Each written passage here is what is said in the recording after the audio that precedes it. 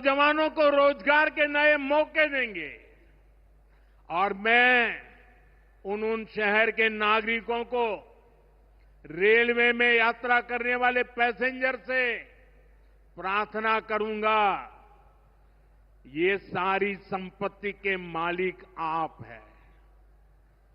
कभी भी वहां गंदगी न हो, इस संपत्ति का नुकसान न हो, क्योंकि आप उसके मालिक हैं। साथियों, इंफ्रास्ट्रक्चर बनाने के लिए जो पैसा सरकार खर्च करती है, वो रोजगार भी बनाता है, व्यापार कारोबार भी बढ़ाता है।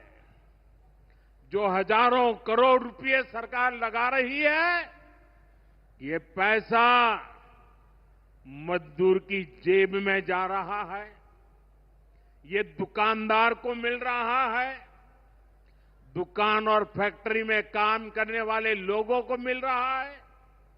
रेत, बजरी, सीमेंट, ये सारी चीजें ढोने वाले ट्रक, टेम्पो चलाने वालों को भी इससे फायदा होता है। और जब ये इंफ्रास्ट्रक्चर बनकर तैयार हो जाता है, तो फिर अनेक गुना और फायदे होते हैं। किसान की उपज कम कीमत में बाजार तक पहुंचती है, वेस्टेज कम होती है, जहां सड़कें अच्छी होती हैं, नई ट्रेनें पहुंचती हैं, वहां नए उद्योग लगते हैं, पर्यटन को बहुत बढ़ावा मिलता है।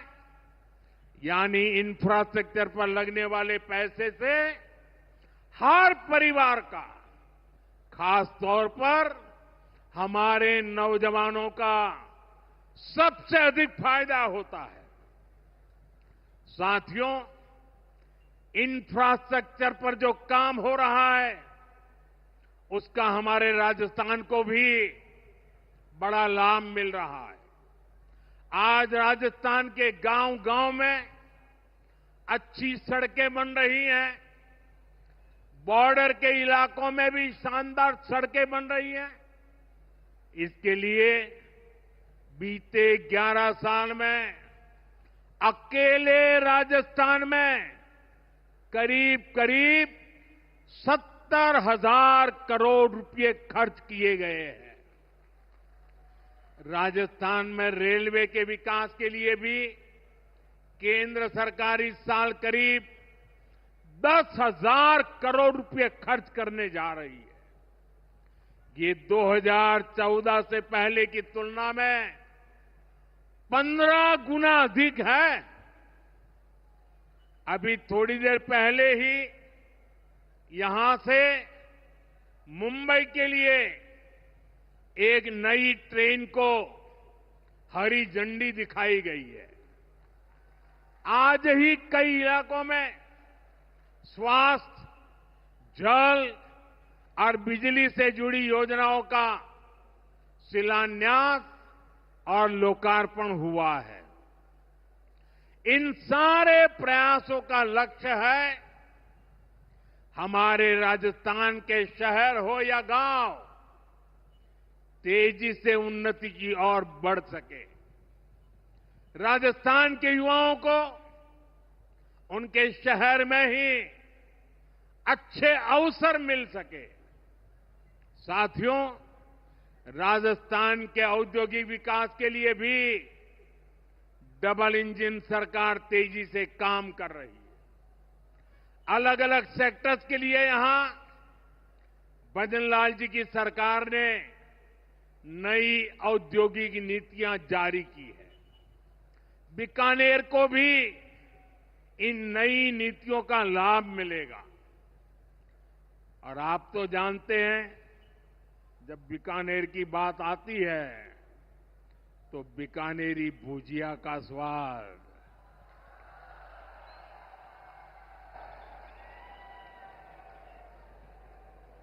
और बीकानेरी रसगुल्लों की मिठास,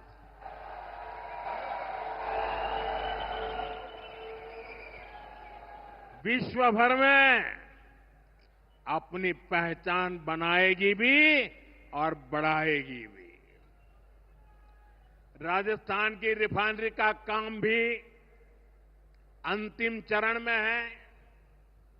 इससे राजस्थान पेट्रोलियम आधारित उद्योगों का प्रमुख हब बनेगा। अमृतसर से जामनगर तक जो 6 लेन का इकोनॉमिक कॉरिडोर बन रहा है, वो राजस्थान में श्रीगंगानगर, हनुमानगढ़, बीकानेर, जोधपुर, बाड़मेर और जालोर से गुजर रहा है।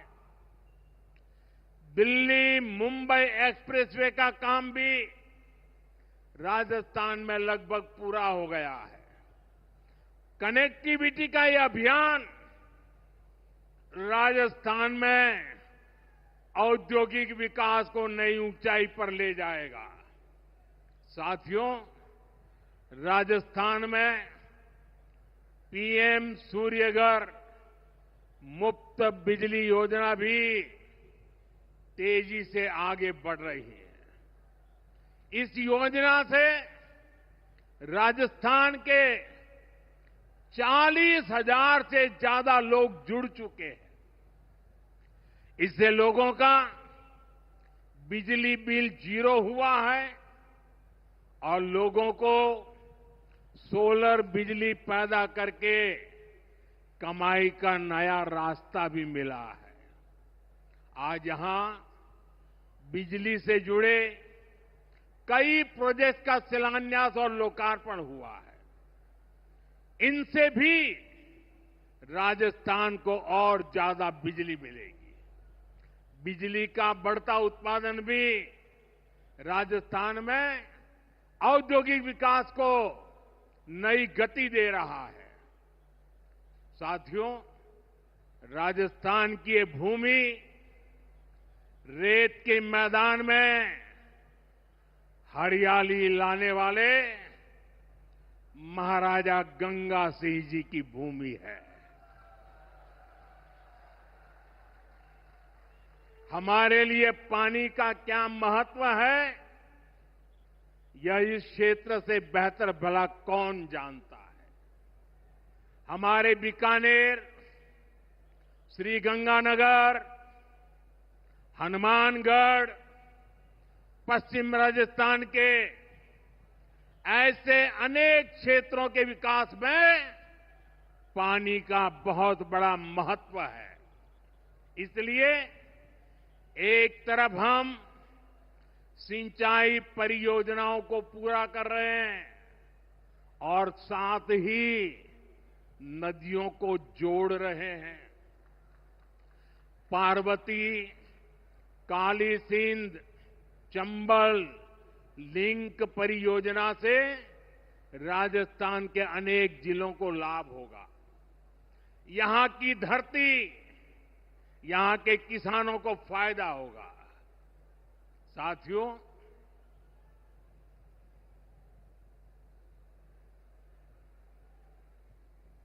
राजस्थान की ये वीर धरा हमें सिखाती है कि देश और देशवासियों से बड़ा और कुछ नहीं। 22 अप्रैल को आतंकवादियों ने धर्म पूछकर